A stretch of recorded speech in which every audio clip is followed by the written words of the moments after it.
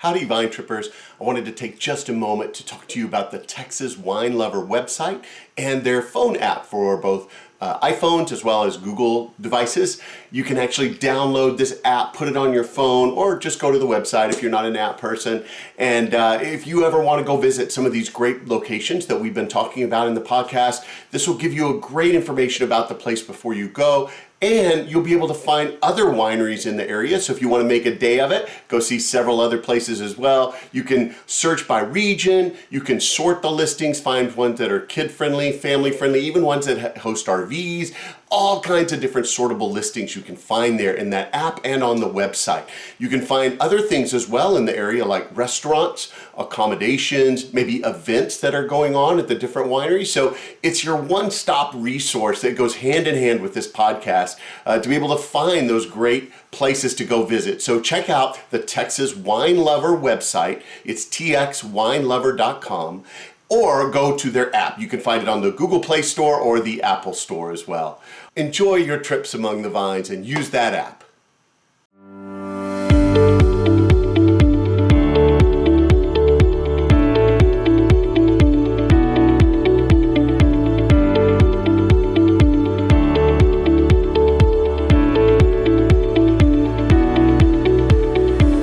Welcome to Texas Under Vine, an exploratory podcast to scout out the best that Texas wine country has to offer. I'm your wine guide, Scott, and I'm here to lead you on an auditory expedition to the vineyards and wineries across the great Lone Star State. Each episode will cover a different vineyard, winery, or wine-related business operating in Texas. You'll hear interviews, descriptions, and details about each location that will excite you to visit and experience them for yourself. Ready to plan a wine tour? Use these episodes to choose the most interesting spots for you and your friends to check out. Most of all, enjoy hearing about the rapidly growing wine industry in the state and what makes our wines and wineries the best.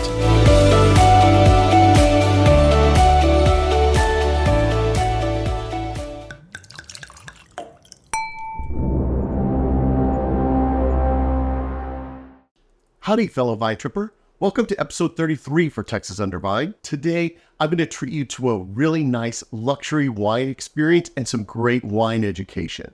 I stopped in at Inwood Estates Vineyards, which is just west of Stonewall on the way to Fredericksburg in the Hill Country to sample their exquisite wines and enjoy a long visit with their winemaker, Dan Gatlin. Dan has now completed his 43rd harvest here in Texas. And so it's going to be really hard to find anybody with more experience and knowledge than someone like Dan. They were one of the first to actually plant grapes in Texas during this modern era of the Texas wine industry.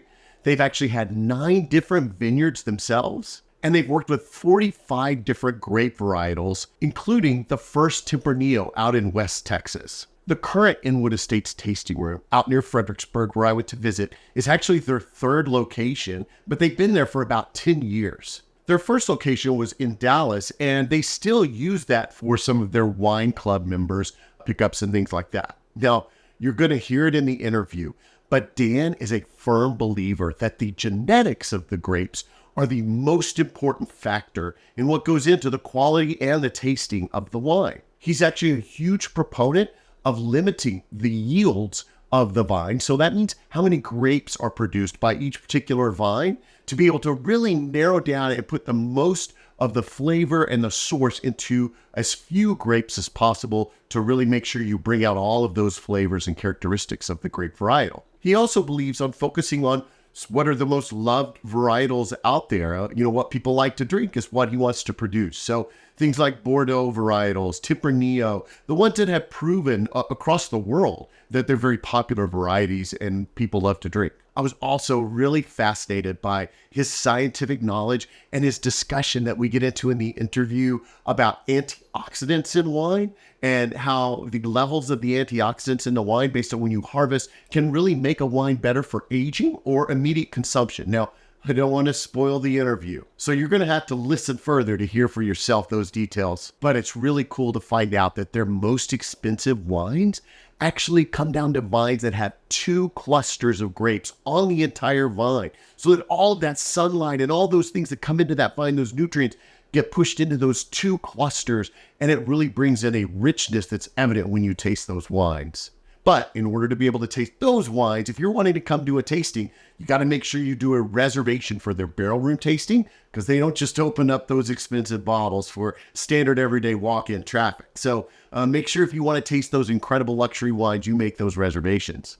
In addition, if you're coming in for a tasting, almost all of their wines are going to be dry red. So you want to know that ahead of time so you'll know what to expect when you come in. At Inwood, though, every wine you taste is going to be great because they are meticulous about the selection of their grapes. He even has an optical sorter there on site, and they make sure that they process all the grapes that they have in the best possible way to get all the flavor they can out of those wines, and it's definitely seen in all of their lines of wines that you will try there at Inwood Estates. Now, while I was there, like I said, I got to enjoy a great educational visit and interview with Dan Gatlin, the proprietor and winemaker extraordinaire there at Inwood Estates. We talked everything from the tasting room and the history of Inwood Estates to the views on science behind the wine and what he feels like goes into making the best possible wine and best possible grape for the wine that you can get out of his great experience and knowledge. He also had a really cool discussion about why wine is actually priced the way it is in the market. Now, again, I don't want to spoil any more, so let's go ahead and go to that discussion and hear a little bit from him.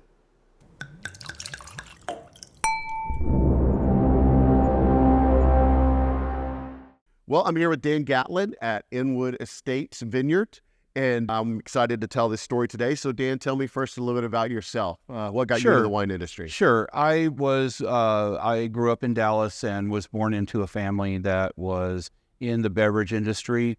We were retail, did some distribution. We did importing. I took over our family's wine division after I got out of college, and was fortunate to actually get involved in the wine industry during the years that I would say wine was really coming of age in America. This would be from the mid-'70s to the mid-'80s, somewhere in that time span, where Americans really discovered wine and where wine became a major component of the overall sales of alcohol beverages. Prior to the mid-'70s, wine was a very small component in companies like ours that did, handled all different kinds of lines. By the mid-'80s, I think wine had risen to about 55% of total sales, up from, what had been around maybe only 15% 10 years before. I think a lot of things contributed to this. The Californians did a terrific job making a more drinkable wine available to Americans for the first time versus what had traditionally been European wine that was going to require people to cellar and age wine for 10 or 15 years. And Americans just were never really programmed for that kind of patience. Americans are not patient people. So, a lot of people just said, oh, to heck with it. Wine's too complicated. It's not something that I want to get involved in. But with the advent of wines that were more instantly drinkable, we saw our sales and our mix of sales really change quickly. I was very fortunate to be able to interface with the pioneers of the California wine industry. But not only that, I was very fortunate to be able to go to Europe at any time and hang out with some of the world's most famous and elite winemakers and hang out in their wineries and both in Bordeaux and Burgundy. And at some point, I was completely fell off the turnip truck and lost my wits about me and planted a vineyard. So then that's how we got here. So that's right. And here we are 43 years later. I just completed my 43rd growing season. We were not the first, but one of the first or among the first people to plant grapes in Texas. We've had 9 vineyards. We've grown 45 different grape varieties. Clearly, we're most known for having planted the first Tempranillo in West Texas with Neil Newsom, and that became a huge thing for the Texas wine industry as it has developed. we did that in year 2000. So we're 23 years downstream with Tempranillo now. Wow. Yeah. Well, tell me about this location's history. How did it get started then? So we came to Fredericksburg. This is technically our third location. We started in Dallas. The Dallas tasting room still exists, and it operates on a very limited basis, mostly for our relatively large wine club that we have in that area. But we are maybe considering changing that over time. But right now, there is still a tasting room in Dallas, our original one.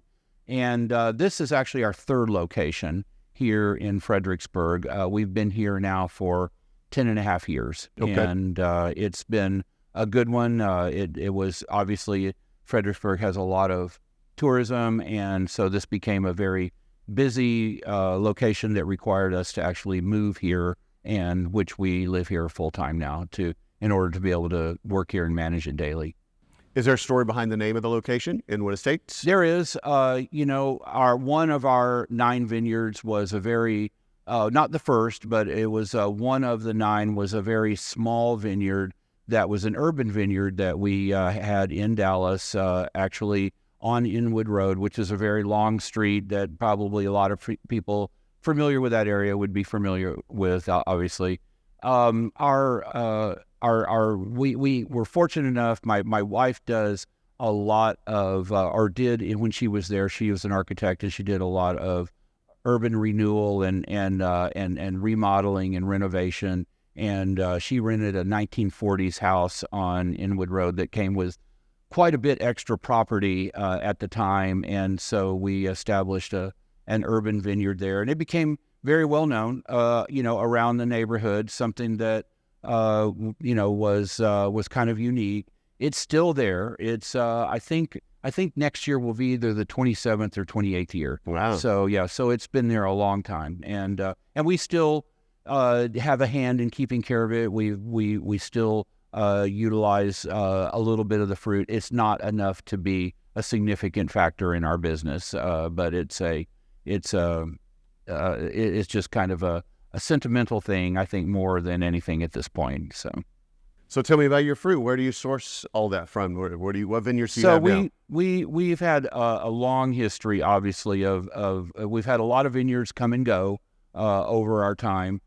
We had established a lot of vineyards in and around the Dallas area, which became subdivisions with streets and sidewalks, and so that is the perils. Those are the perils of urban farming or suburban farming for sure. But we still work with vineyards in West Texas. Only 2 really at Newsom and Nara. Those are the only 2 that we work with. For 10 years, we farmed here in Fredericksburg locally. I consulted for a very close friend of mine that put in a vineyard here, and we continued to farm it and maintain it for about 10 years. That vineyard is, we no longer are working that vineyard. It's a long, complicated story, but the property got involved in an eminent domain lawsuit. It had nothing to do with the vineyard. It was something that was extracurricular to the Right. To the vineyard, so we ended up losing control of it. But neither here nor there. That's that we have done over the years. We have certainly done our fair share of farming. So I can say that. So do you do all of your processing here at this location? We do. Yeah, we're doing all of our winemaking in Fredericksburg today. It's a very tiny location. We're terribly out of space, and we're contemplating where to go with that and how to change that. But right now we are still completely functional in this space. Okay. From your perspective, what are some of your favorite wines to make? What are you most proud of? Well, I am a firm believer that genetics makes a big difference in wines. All grapes are not created equal. I think that should be pretty clear to most people who know anything about wine. You go into your favorite Total Wine or your favorite other kind of store, and you look at where all the sections of different kinds of wines are. It's not a coincidence that the Cabernet section is like gigantic, or the Pinot section, or the some of the others that are super popular. I think there's a tendency to believe that we should be producing these very obscure, very obtuse grape varieties that no one's ever heard of, because of this idea that maybe Texas doesn't have the proper conditions, or what people refer to as terroir, for better grape varieties. I think that's a gigantic mistake. I think that there's a reason why certain grapes are really popular, and I think that producers need to pay attention to that. I mean, I've been in the wine business 48 years. We're not the first people that have walked the face of this earth. Okay, we might want to think we are, but we're not. We have 400 years of very good history about what humans like to drink, and there's a reason why humans have rejected a lot of other grape varieties that haven't been popularized. And I think that it's real important to pay attention to that. So yeah, I'm very keen on producing, Bordeaux varieties, Cabernet. We do lots of Cabernet. I think I make 8 total Cabernet products in various, forms and fashions. Some of them are French style, some of them are American style. I can explain that if you want. Obviously we've done a huge amount of work with Tempranillo. We're kind of joined at the hip with Tempranillo, but Tempranillo is probably one of the top 7 grape varieties of the world. I would say. Spain is a huge industry, and it is largely, in a lot of ways, based on Tempranillo. So these dominant grape varieties are important. They're reasons to step up and pay attention. The idea that we can't grow them in Texas is completely wrong. I mean, I cannot state that emphatically enough. We absolutely can grow them in Texas. We just have to do the things that other people in other areas around the world do. And we can't grow them expecting that we're going to produce some fabulous number of clusters per vine or something like that. If we want to make Bordeaux level Cabernet, we can make Bordeaux level Cabernet, but we need to grow it at the same number of clusters per vine that the people in Bordeaux grow it. And then once you do that, then you'll realize that the quality of your Cabernet will improve dramatically. But that's, we can't, if the average, vine in Bordeaux is growing, 20 clusters per vine, then we need to grow at 20 clusters per vine, not 120 clusters per vine. And that's part of the huge problem that we have in Texas. Everybody's looking for some kind of grape variety that's a magic bullet and something that they can overproduce wildly and have huge amounts of fruit and still make some kind of grade A wine. And that doesn't exist. Those conditions are mutually exclusive.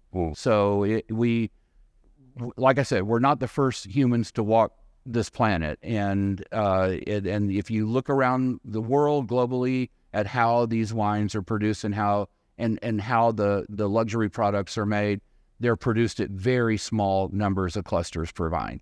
And they're expensive, yes. And the more clusters you produce, then the lower the price becomes. And once you get to a point where you're producing 100 clusters per vine, then you're down to, grocery store level, $6, $8, $10 kinds of wines, that sort of thing. It's not really a soil and climate issue. It's really a production issue.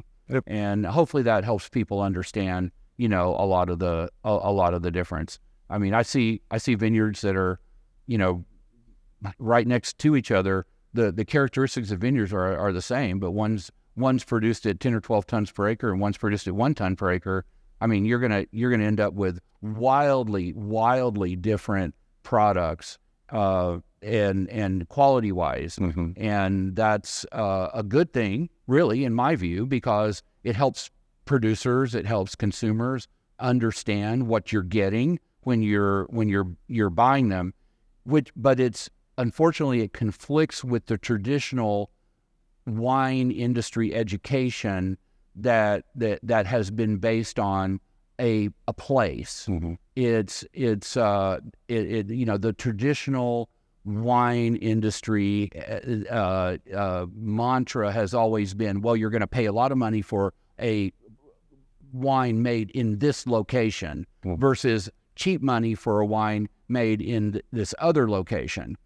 That's not really exactly completely accurate. The wine that you're paying a lot of money for is being grown to completely different specifications than the cheap wine in the other location. And what I mean by that is hugely number of clusters per vine or tons per acre, however you want to state it.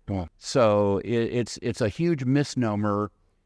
We've gotten way off track in the wine media, in the wine world, the educational world, especially, by putting way too much emphasis on, a place and not actually looking at the specifics of that place, where you say, okay, yeah, they're making great wines in place A over here, but what are they doing really? What do the vineyards look like? How many clusters per vine? Let's go out and walk in the vineyards and let's see how they're pruned. Let's see what the cluster counts are. Let's see what the cluster sizes are.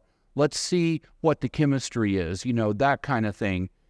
And then you go over to place B and you say, well, I have no interest in this. They're producing cheap wines. They never taste very good.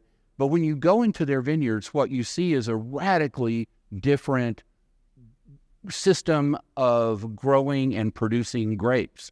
It's you're seeing hundreds of clusters per vine. You're seeing vines that literally are working their hearts out to try to get all that fruit ripe, and they're not able to get all that fruit ripe. It's not possible because there's too many clusters and the vine is too overburdened and simply can't do the task. Whereas the place over here producing the great wines has a very small number of clusters. All the energy of the vine, and specifically, more importantly, all the sunlight collected during that growing season that makes that chemistry is being fed into a very small number of clusters that are the recipients of all the good stuff. Whereas the over in the other side, you're dividing down the number of the amount of the good stuff is getting divided hugely number of ways with all these different clusters, and it ends up that none of them are ever have the what I would say nutritional development, but it's really phenolic development to produce any kind of great product. So I think it's just very important that we pay attention to the genetics first. Yeah. So it's very important that we choose varieties that make high amounts of flavor, and yes, those are the popular ones. I mean, they're the popular kids, and, for the reason, and there's a reason why, like I say, there's a reason why there's a Cabernet section in your favorite store, big wine store, that goes on for aisles and aisles, but it's because those varieties make more flavor to start with. So there's that.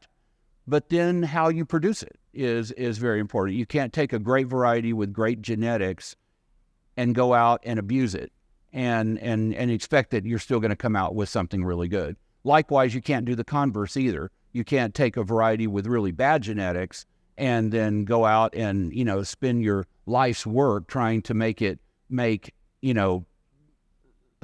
stellar wine, and then you find out that never really had a chance to begin with, because you just got to choose something that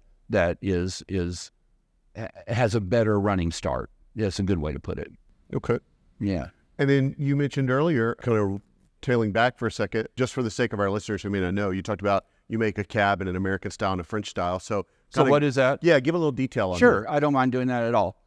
So it really, at the end of the day, it's all about antioxidants.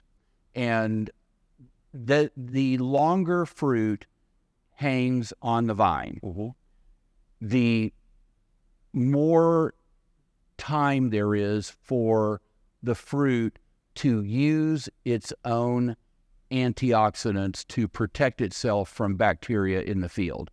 So as the fruit hangs for a longer period of time, at the end of especially at the end of your growing season, it's basically burning through its fuel of its self-defenses to protect itself from bacteria. Mm-hmm. Now, eventually all fruit loses the battle. I mean, you run out of your self-defenses for that. But basically the idea is, if you harvest earlier, before the fruit has used up its antioxidants, those antioxidants are going to end up in your wine. Mm-hmm. If you harvest later, after the fruit has burned through its antioxidants, then the wine is going to be much lower in antioxidants, at maybe sometimes in some cases vastly lower. The reason why consumers should care is because if you buy a wine that's early harvested, then you may be buying a wine that you think you're going to drink on Saturday night, but you're actually going to be drinking that on Saturday night 15 years from now. Okay, so it's got more ageability. Yeah, it has a lot of ageability and maybe needs to be aged, but otherwise it's not enjoyable. The opposite is also true. The wine that has very low antioxidants actually may be ready to drink when it's still in the barrel, before it ever even leaves the door of the winery. So that's a big difference. And that was what the Californians brought to the table in the mid-'70s that changed everything. Before the mid-'70s, just about all fine wine came from France. But the problem with French wine, there's not a problem, but the conditions that the French have is that they struggle with rain at harvest. And this is a big issue. Rain at harvest fills up your grapes with water. It dilutes your wine. It makes a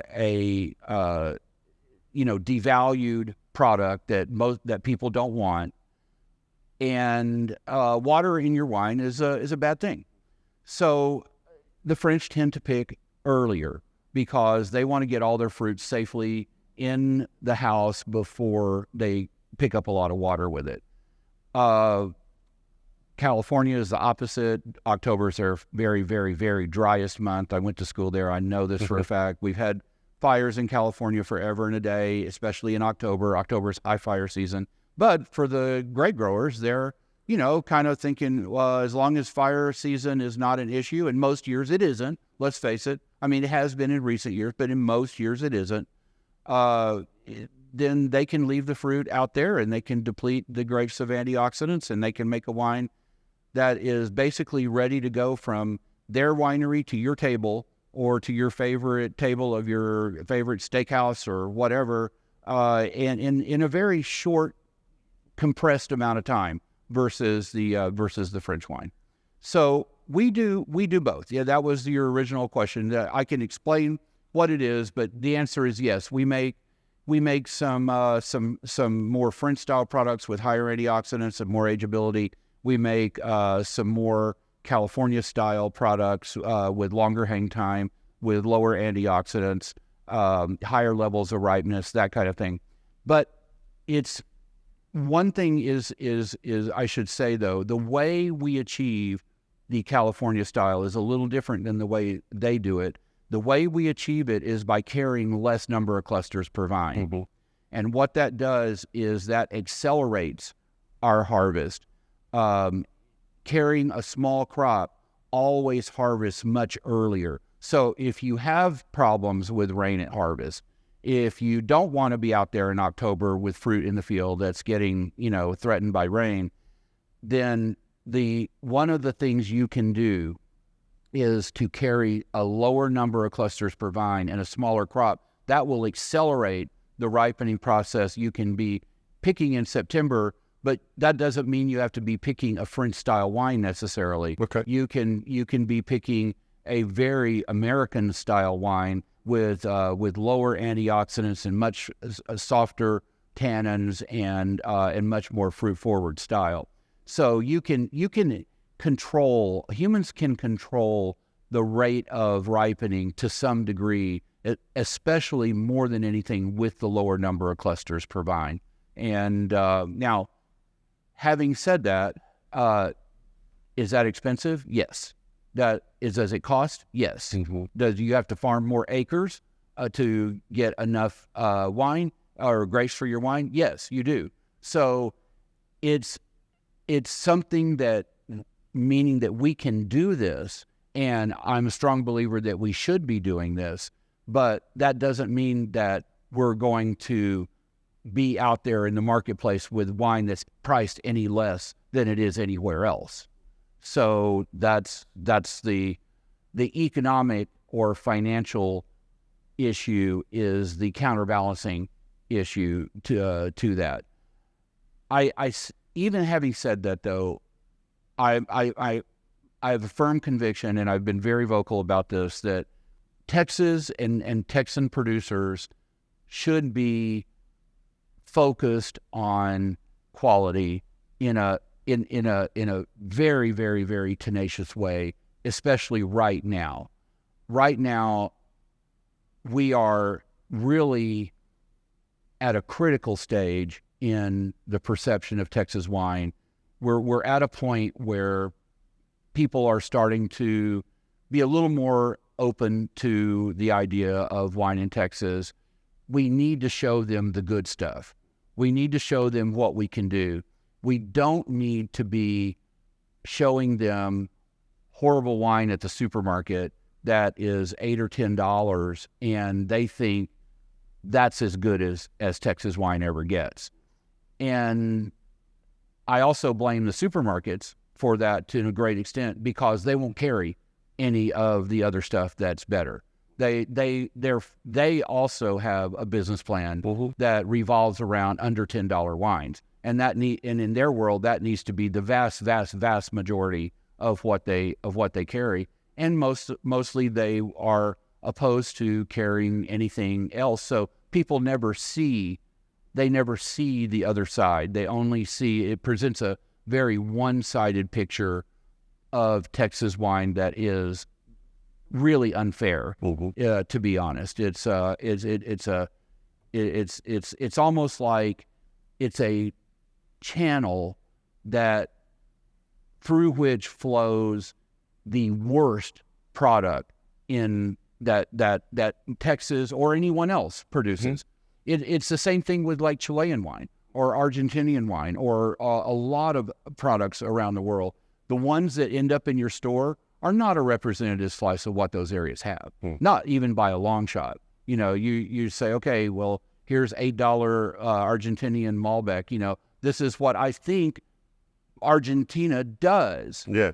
That's not what Argentina does. That's only because that's the only product that you see here in the U.S., but that's a long shot from what Argentina does. You can't judge a country or a region based on what the market gets flooded with. The market got flooded with something because that was what retailers wanted to carry.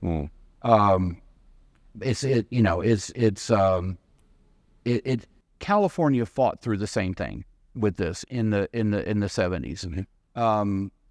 I've told this story numerous times. The founder of Camus was a guy named Charlie Wagner. Charlie was a guy that I was fortunate enough to make acquaintances with a number of times. And he told me to my face in 1977, standing in the middle of his winery, that nobody was ever going to pay $25 for Napa Valley Cabernet. Wow. That's a true fact. Yeah. And it's coming from someone who was in the middle of the revolution. Right. At that particular time. I mean, the middle of the eye of the storm, so to speak. And, he was just convinced it was never going to happen. Nobody in the wholesale or retail channels was going to permit it to happen. All they wanted from him was something that was maybe a little more competitive than Gallo. That's all they wanted. They didn't want anything else. They didn't want to see, fancy Napa Valley wine. And, that was his take at the industry. And he's not completely wrong. That's the way the industry has functioned forever and a day. And the 3-tier system is the culprit. Yeah. And fortunately we've had the ability to ship wine directly from wineries has, since 2005, has helped to disperse some of that, so that consumers that were savvier and the internet being able to see online, there's much more out there than what my store carries. And they can see online, and then they can place an order, and they can have it show up on their doorstep, which is insane, because before 2005 that was not possible. Yeah. That was absolutely illegal. Wow.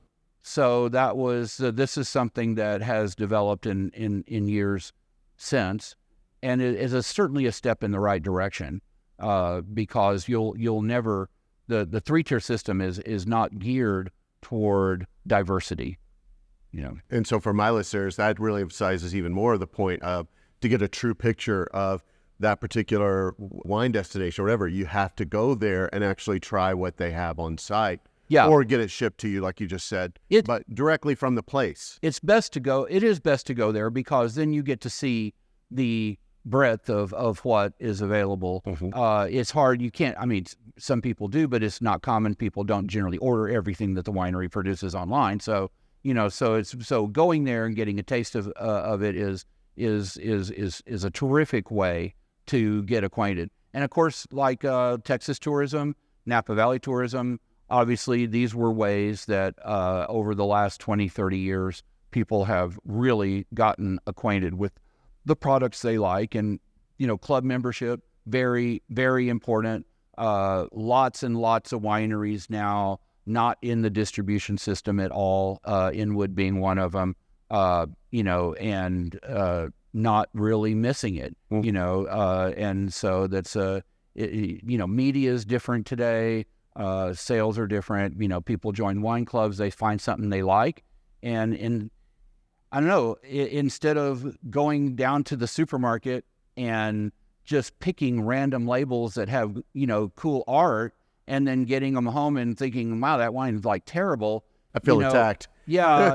And then it's, if you find something that you like, that is reliable, that makes wines that are in your style and your preference.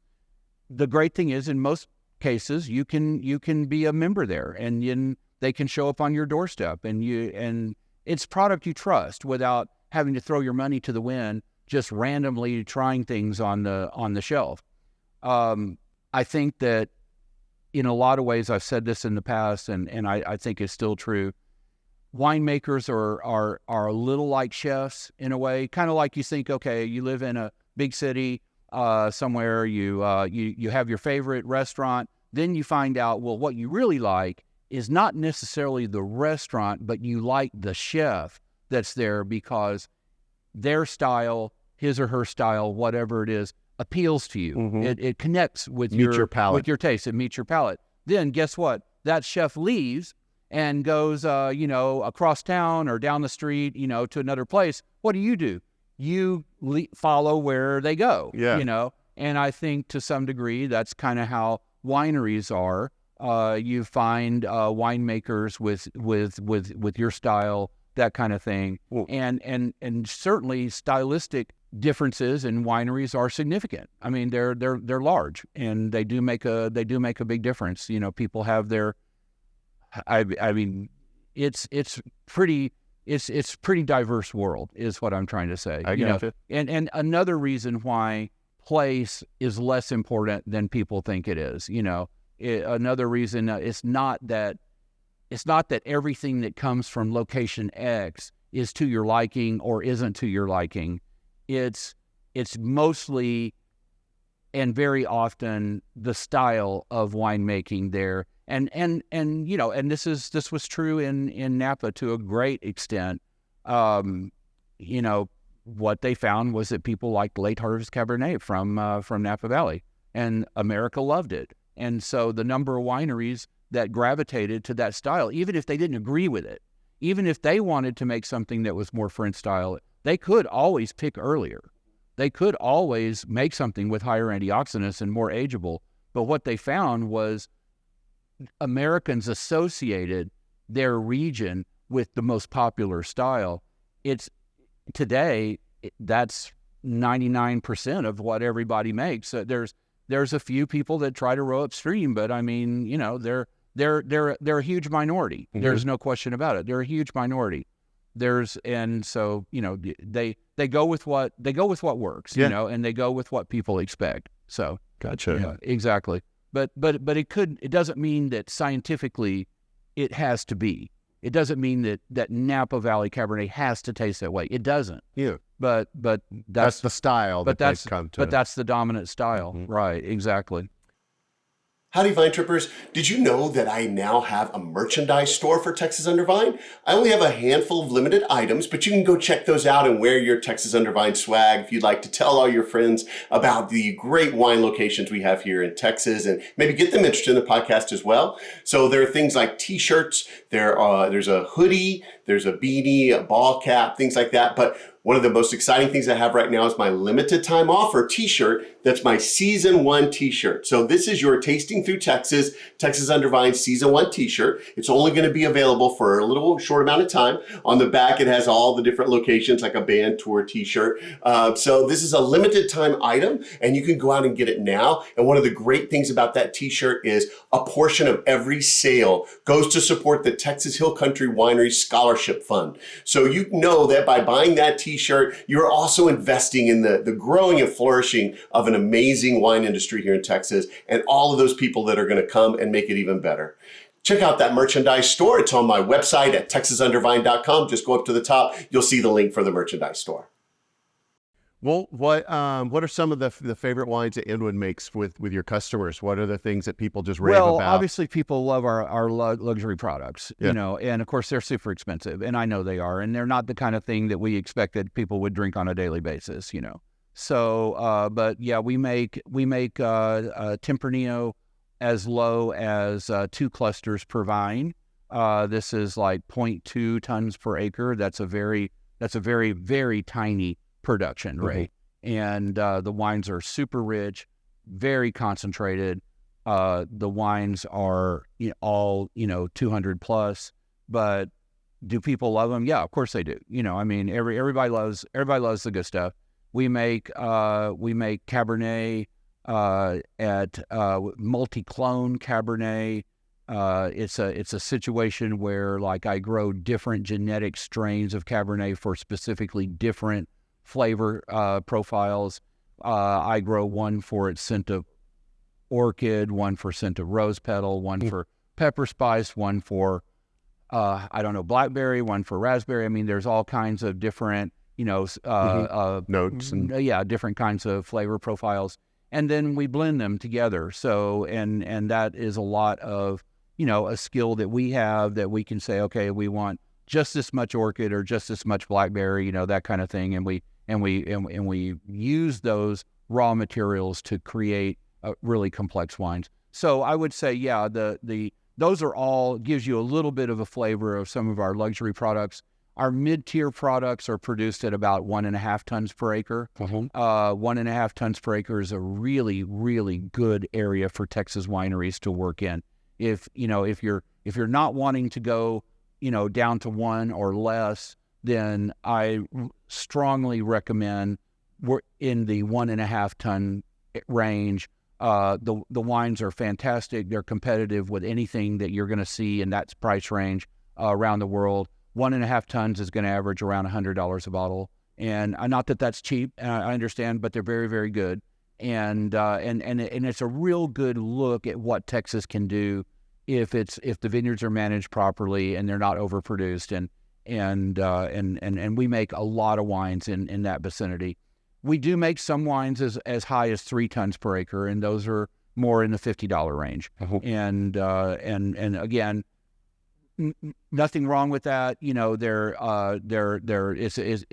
don't have as much concentration as you would get at the higher price range. But even at 3 tons per acre, I think that's probably the very upper limit that Texas producers should look at. Anything over 3 tons per acre is going to be diluted. It just is. I mean, I've been doing it for 48 years. I can tell you there is no other there is no other solution. Like I say, it's mutually exclusive. And as it goes up to a certain point, the wine becomes diluted.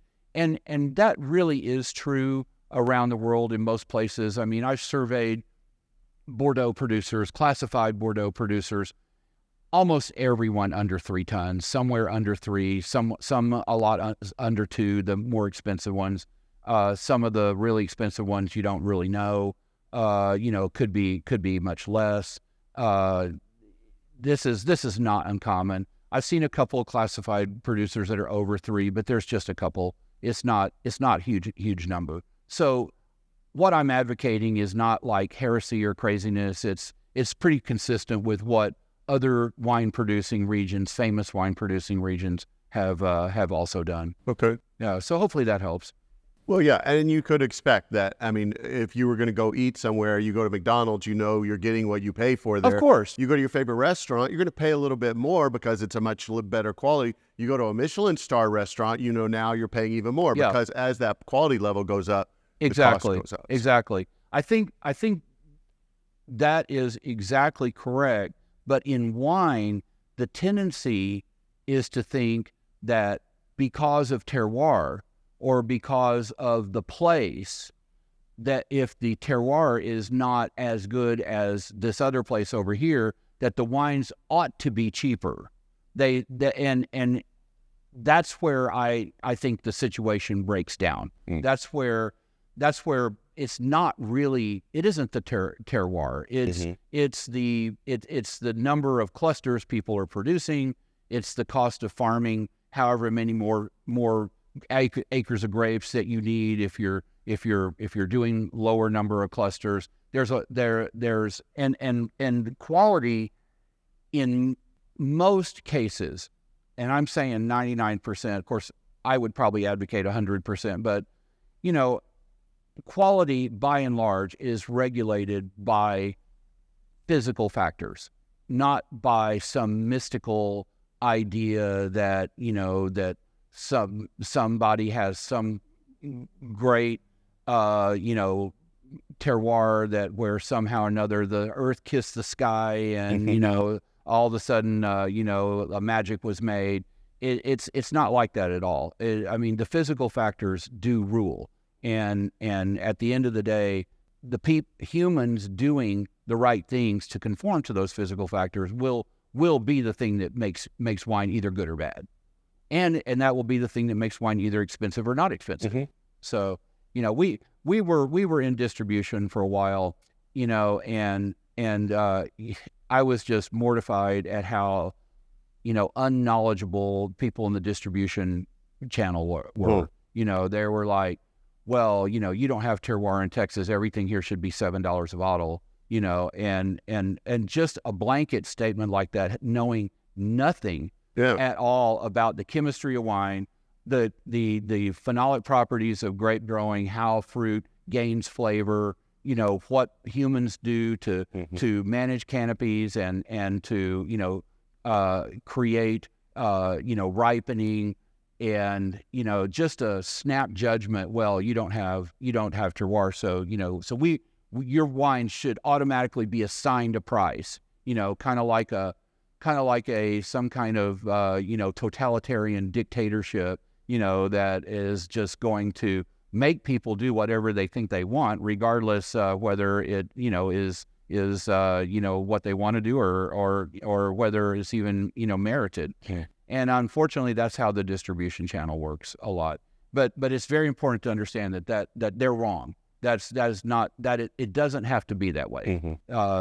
People can do all kinds of things, and I can point to many examples around the world where you'll have an area that's not known for particularly great wine, and all of a sudden you have 1 or 2 or 3 outliers in there that are doing fabulous work and have garnered huge respect over time. And you think, and then the world looks at that and they think, oh, they must have had the spot. You know, they must have had the place. They The must rainbow, the pot of gold. the heavens must have parted and the light shone down on this one property. And no, it's just they just do a really good job. You know, at the end of the day, they control their yields. They're good farmers. They're good winemakers. They do all the things that premium wineries normally do.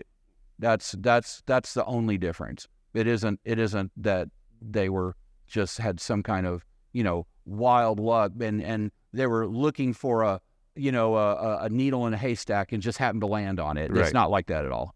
Well, you mentioned, says if you're not doing distribution, then and people can buy on your site, can they buy all that you'd mentioned your 3 tiers? Can they buy all your wines on your website, Yeah, or just a portion of them? Or no, that mostly you can buy, you know, everything on our website. Now the catch is that members get discounts. sure, So you know, people that are not members, you know, are buying list price or they're buying with discounts for quantity. There are discounts for quantity. But, you know, the advantage of membership is that you get a different price. So, you know, so that always helps, right? And you had mentioned earlier about a wine dinner or something that you had recently. What types of events and amenities and things do you have? So we have like at the time that I'm recording this podcast, it was just a week prior. We have some special events for what we call our proprietors club, and those are folks that are kind of our top level customers. They are enrolled in and subscribed to a program where they get allocations that are you know, are a little more exotic and are quite, I should say, probably quite a lot more exotic, and they get some great benefits. Last week we had a free dinner or a free event for them where we were serving tenderloin and you know, all the trimmings, and we had and they were drinking our $185 bottles of Cabernet. So not too bad, you know. All they have to do is be a member. There was no extra charge for the dinner. We do it twice a year, so you know, all they have to do is just subscribe and show up. So that's pretty good. And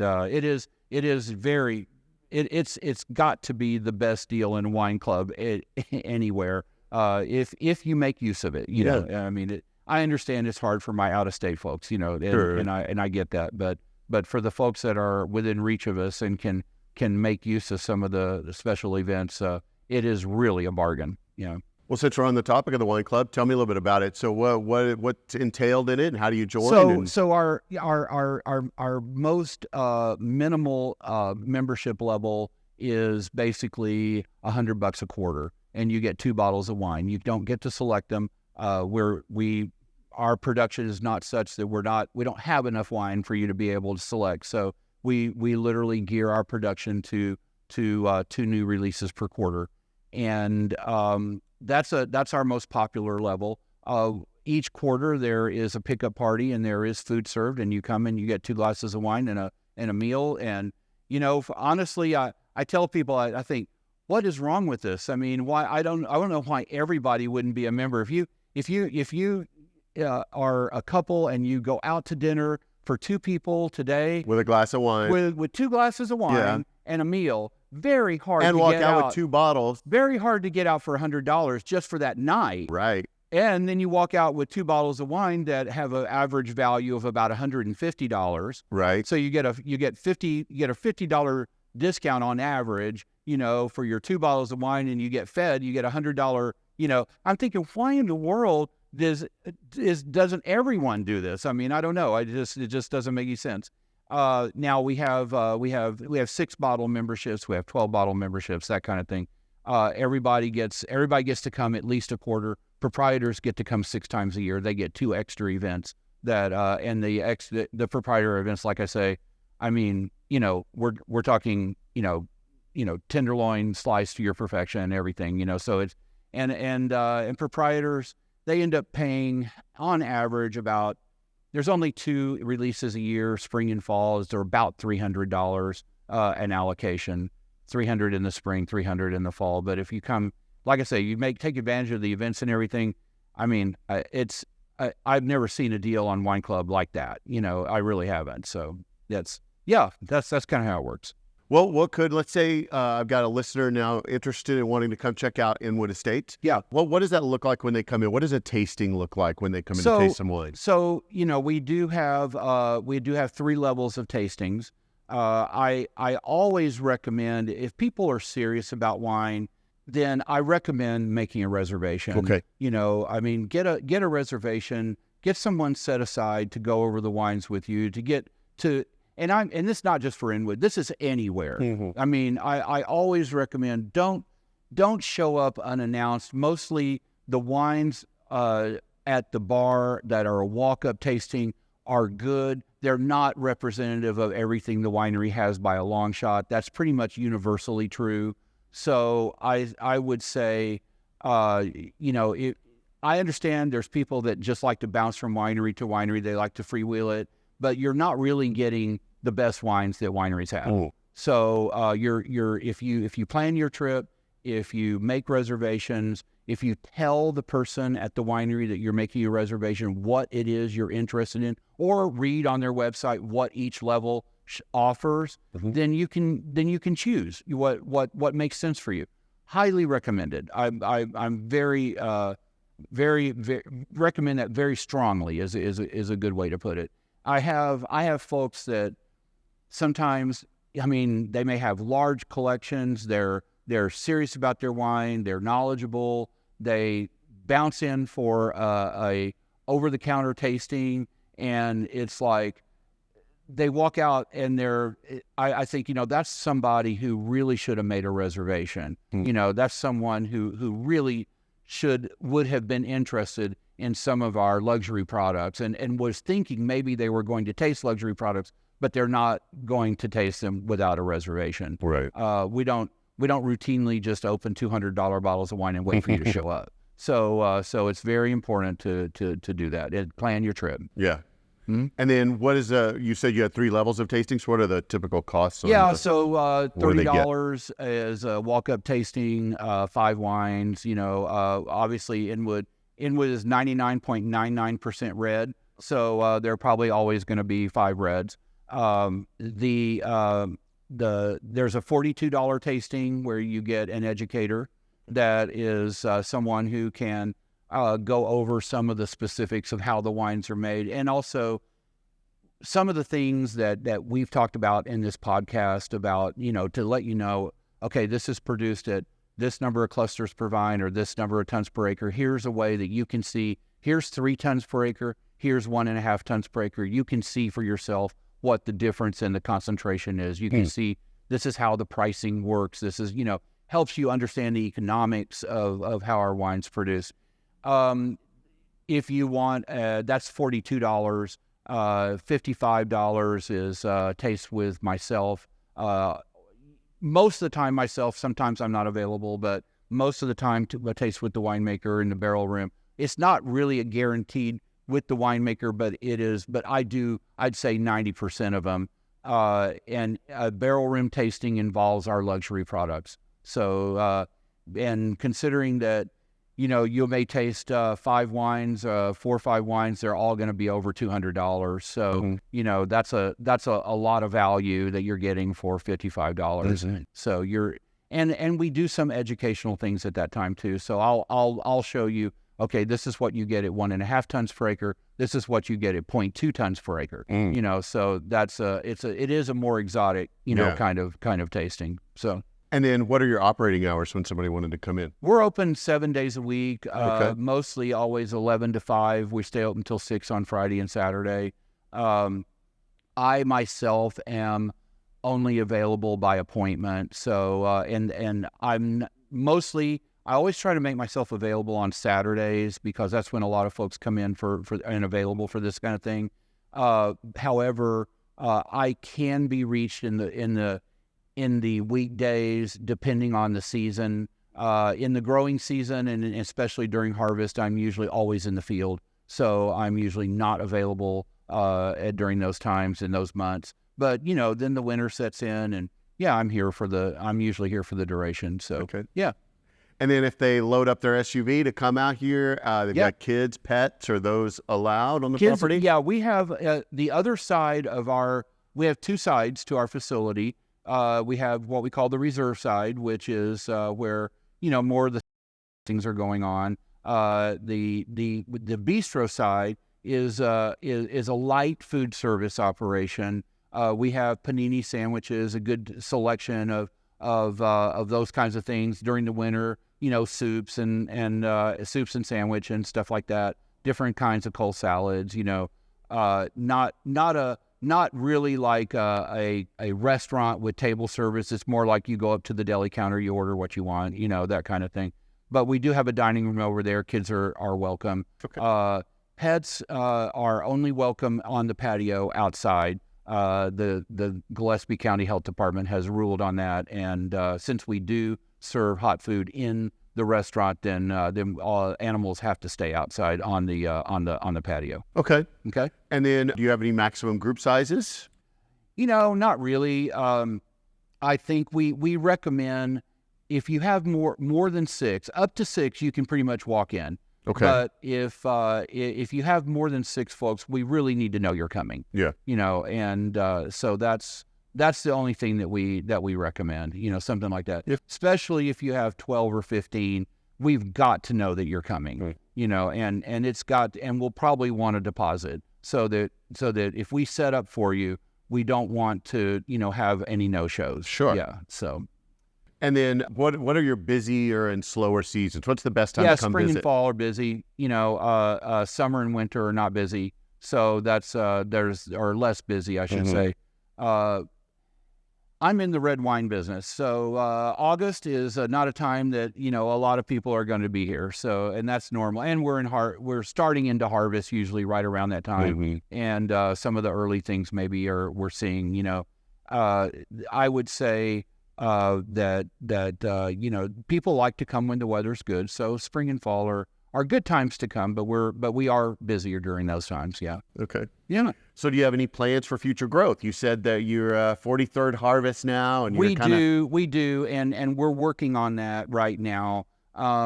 Too early to talk about it, but yes, we do have plans on the drawing board, and I think that.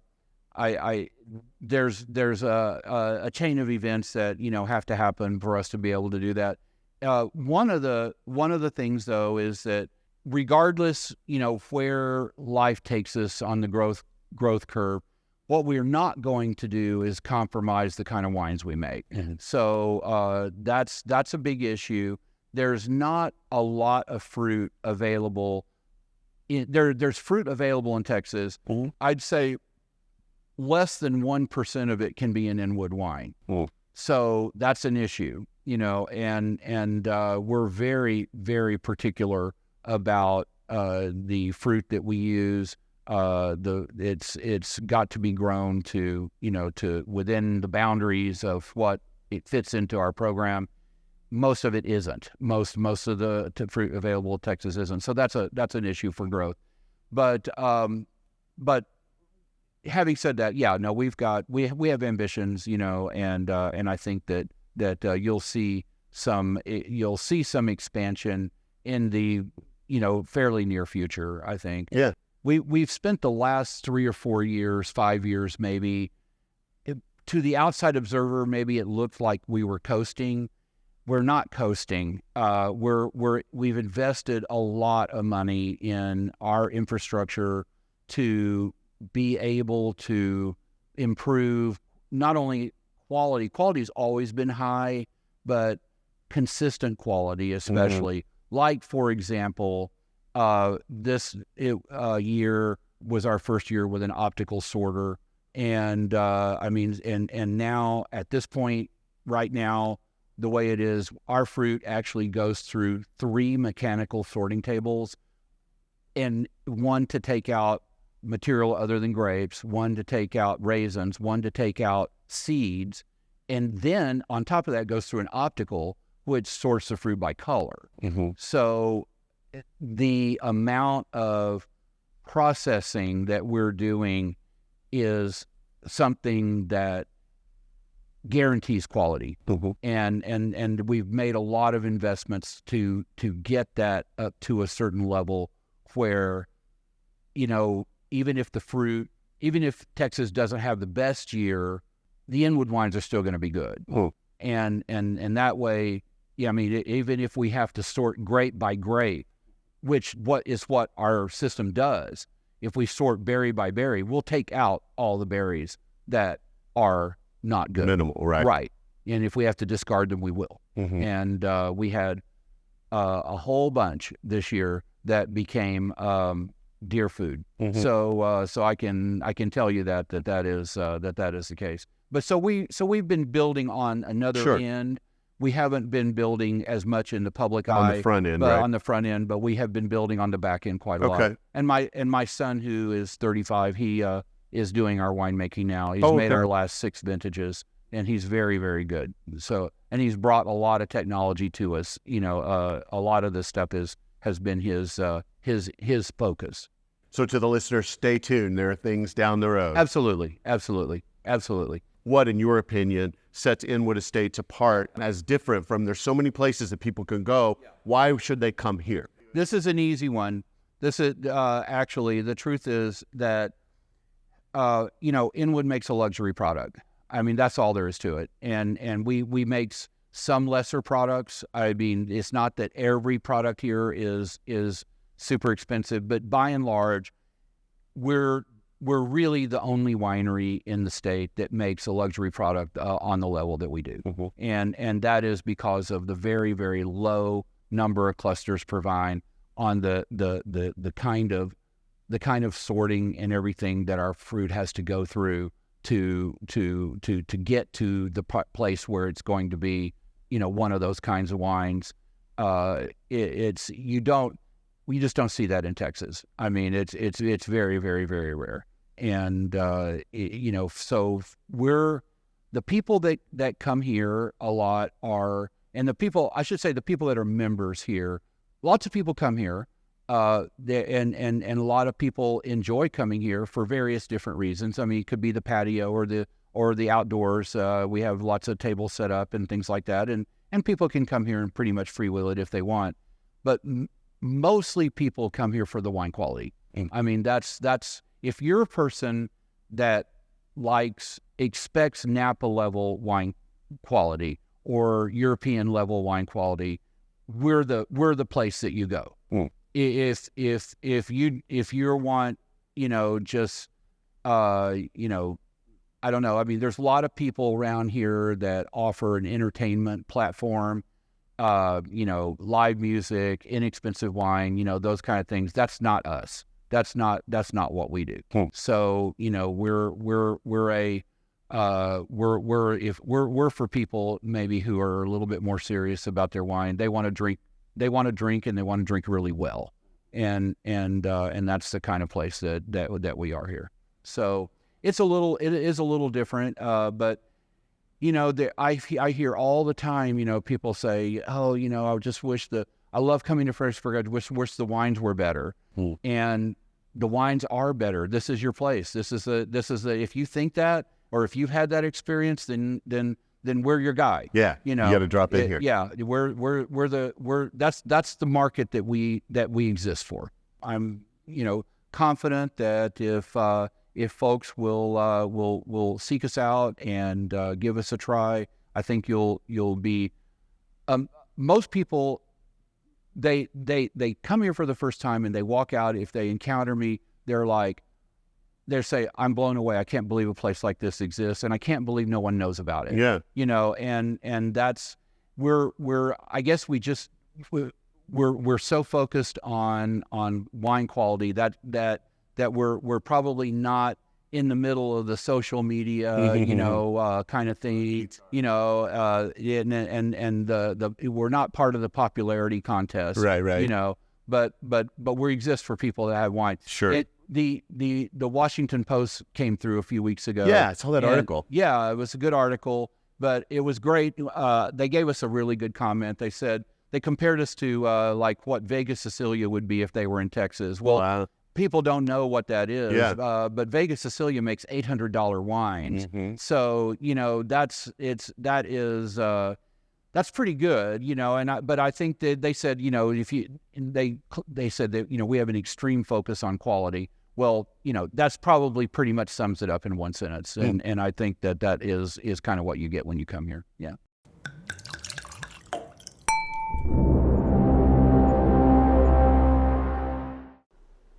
Whew, I need to catch my breath after that interview. Dan is such a fountain of experience and knowledge that I felt like I was sitting at the foot of a wine guru, just having him pour out his abundance of knowledge upon me. I was fascinated to listen to his opinions and his discussions about everything from terroir all the way down to how the workings in the vineyard can have the direct impact on the pricing of the wine that you get at the store or in the winery or different places. It's definitely going to make me analyze a little closer some of the pricing I see of the wines that I purchase. And he isn't wrong about yield limits. Dan actually provided me with samples of wine, going all the way from wines at about 1.5 to 2 tons per acre yield, all the way up to those high-end luxury wines that come down to about 0.2 acres per yield, which is those ones with about 2 clusters per vine. And the results are evident as you taste them. Those high-end luxury wines are velvety smooth, full of rich character. You can definitely taste the difference between them. And that's not to say that the other ones are bad at all. It's just different qualities of wines based on those yield limits. Matter of fact, I've heard from other people, wine drinkers like you and me around the state, who I've actually heard them say once they actually tasted Dan Gatlin's Tempranillo, it got them hooked forever on that particular varietal. He knows what he's doing with a lot of these varietals here.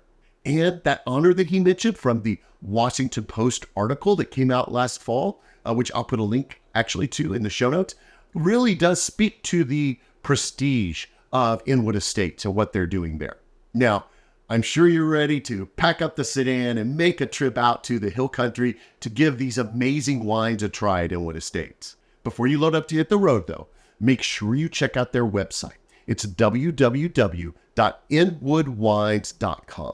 There, you can read more about some of their backstory. They've got a blog with some even more cool scientific stuff about their wines there. And you can even shop for their wines directly from their website and have them shipped right to you. For tastings, you can see all 3. You can make reservations for all 3 levels of tastings that Dan talked about in the interview. But I would definitely, if you're going to go, I would highly recommend that barrel room tasting. Because not only are you going to get to taste some of those amazing luxury wines that he has, but you probably will also get a chance to sit down with Dan himself as he gets to explain some of this to you directly. Now, don't forget, when you go, make sure you tell them you heard about them on this podcast, Texas Under Vine. Now, during my tasting, I enjoyed a 2021 Cabernet Franc from the Texas High Plains. This was a really complex blend that hit my palate from multiple different angles. It had great fruity notes of dark cherry and plum, but it also brought in some nice green pepper and even some spicy note, like a little black pepper kind of note to it. Really great wine. Really enjoyed that. So I made that my library bottle for this episode. You'll have to try it. When you go do your tasting, make sure you try some of that 2021 Cab Franc. Well, it's time to head back out on the road to explore some more fun wine destinations. However, if you're enjoying the show, would you consider leaving me a rating and review wherever you choose to get this podcast? I've received a few, but the latest reviews I actually received were all the way back to February of 2023. And I love to get the feedback that you give me to know what I'm doing good or what I can improve on. Plus, it helps other listeners who may be interested to see that before they subscribe to the show and kind of get a feel for the show even before they listen to it. The greatest thing about it, it's free to you. It just takes a few minutes of your time. So please take a moment, give me a rating, and possibly maybe a few sentences of a review. Wherever you get this podcast would be great. If you're watching it on YouTube, make sure you click the like button and then subscribe to the channel, and you'll get to see all of these as they come out. And with that, my time is up. So don't forget, subscribe to the podcast and follow my socials to be notified anytime a new episode is released. And until next time, happy trails and bottoms up, y'all.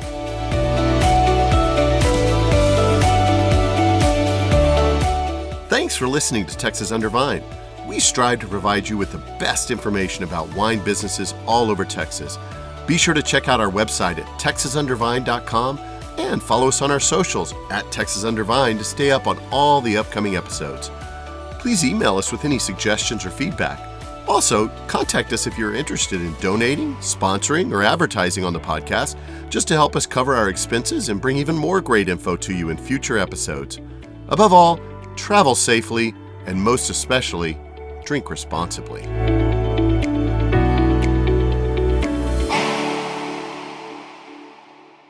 Vine Trippers, have I got a deal for you?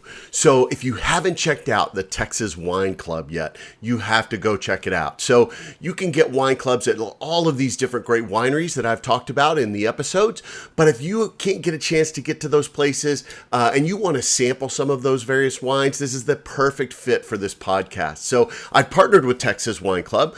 If you go to their website, they scour the whole state. They choose great wines from all over the Texas wineries, and they put them together into packs that they ship out every quarter. You could pick out a package of 3, 6, or 9 bottles, and every quarter you can get a taste of different wineries throughout Texas without having to travel to them. So if you've wanted to taste some of the great wine I've talked about on this podcast, here's your chance without having to travel. So what you're going to want to do is go to www.txwine.com and pick your package that you want to try. And when you put in my code, Texas Undervine, that's all one word, TEXASUNDERVINE, as your coupon code, you'll get $20 off your purchase. So head on over there. You can also find the link in the show notes here podcast, and go check out Texas Wine. They're a perfect fit with this podcast. So go drink some great wine.